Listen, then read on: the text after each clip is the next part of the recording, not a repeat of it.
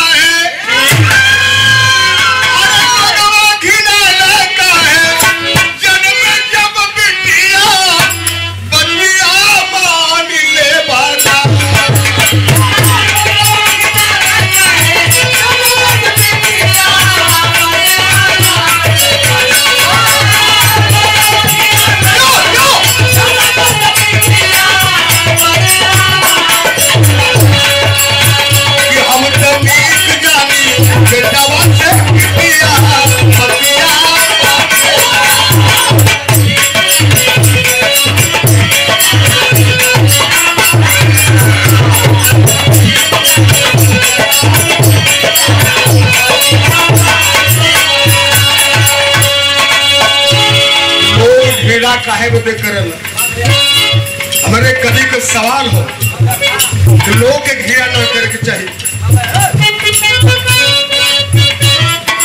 घिया काहे को देख कर अंतरा के लाइन बा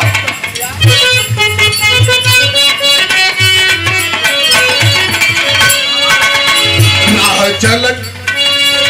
ना घर चल के कहीं से आवे बाबू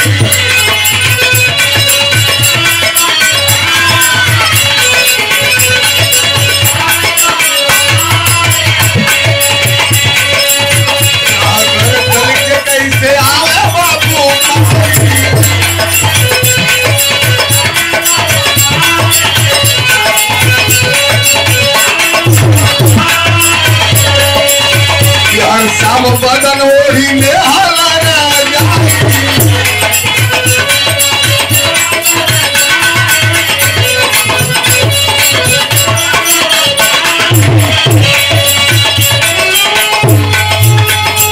घर चल के कहीं से आवे बाबू पौआ पखारे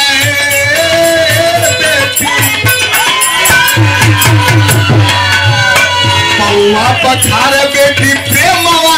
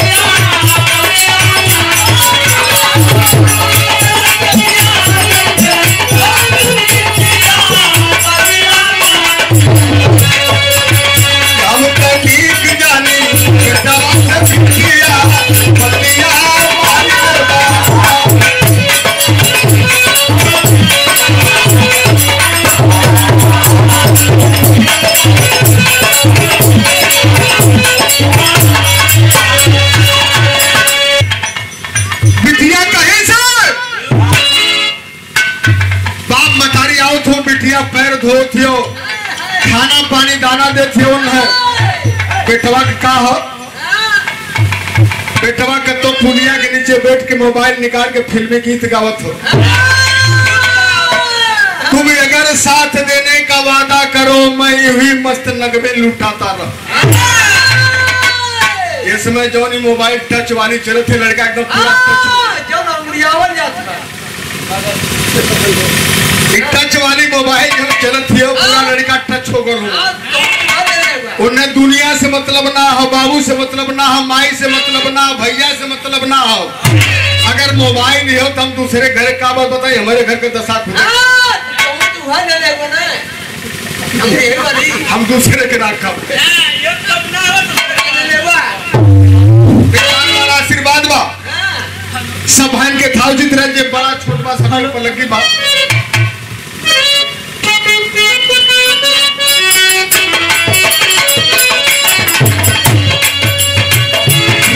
घर चल के कैसे आवा बाबू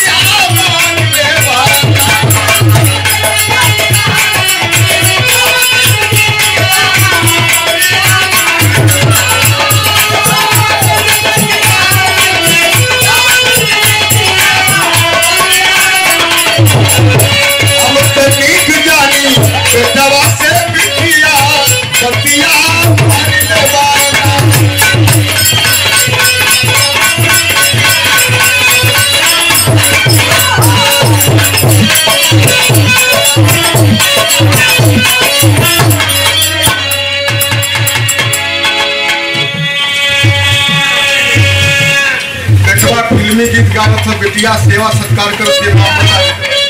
पूरे परिवार कर सेवा में लीन बा। दूसरी लाइन हमारे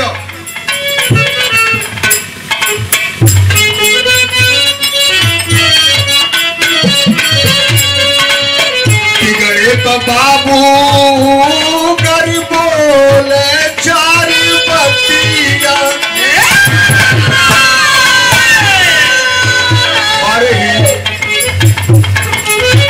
बिगड़े तो बाबू गर बोले चाली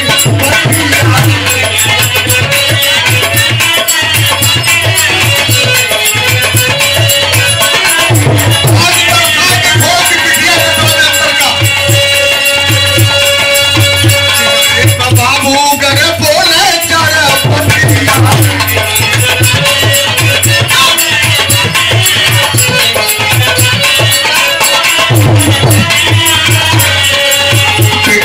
जवाब दे ले ना जवाब दे ले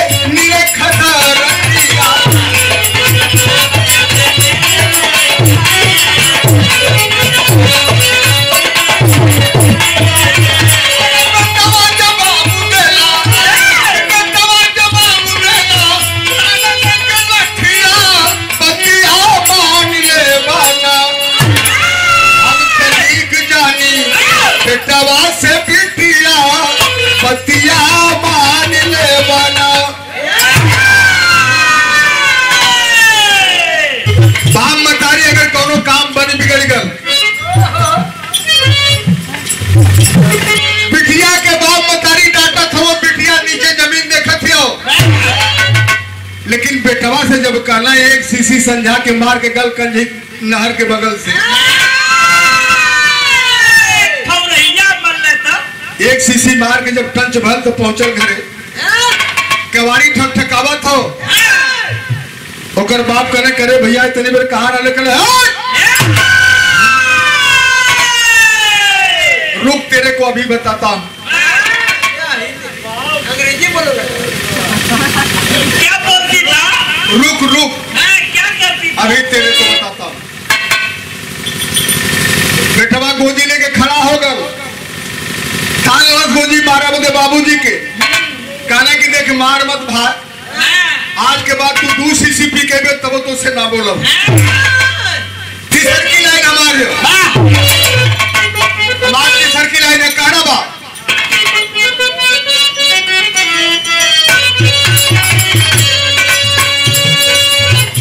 कोनो माई बाबू करी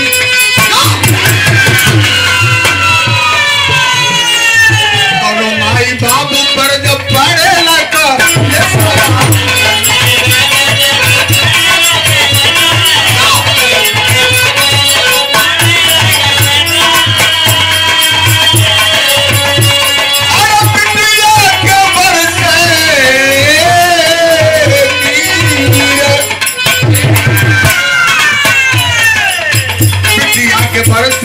सुनी के संदेशा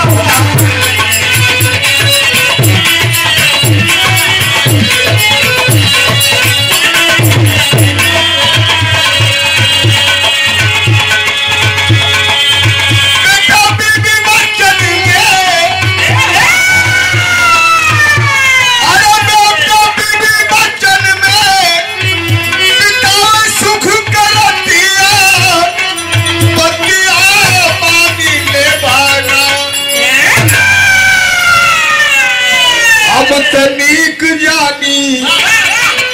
बेटवा से बिटिया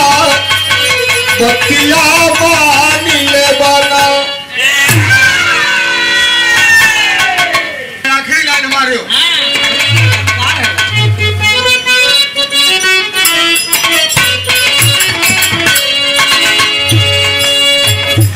जा दहेज बनल बेटी का फांसिया